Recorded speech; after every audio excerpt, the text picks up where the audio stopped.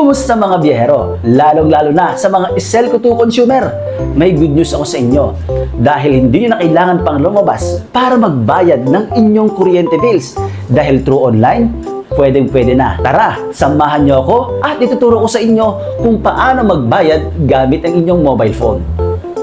Mabilis lang naman ang proseso, biheros. I-open mo lang ang iyong paboritong browser at i-type ang www.iselco2.com.ph.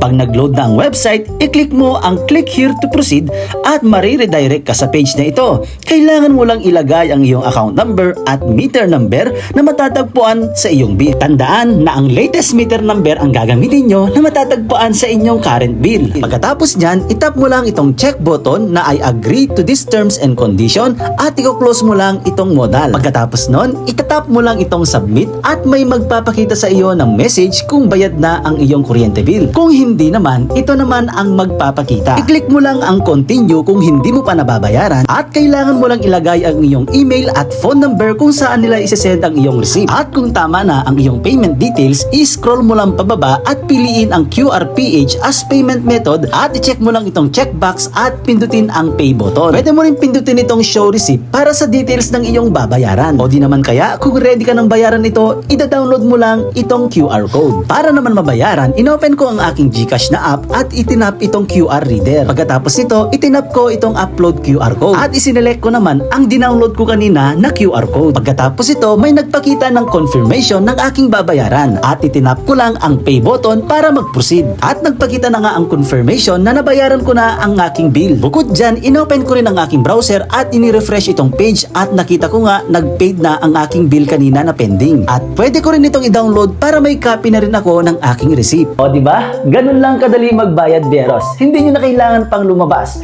Para nga sa karagdagan pang kaalaman, i-like ang Facebook page ng Net Global Solution at Iselco2 Office. Yun lang, Beros. Balo!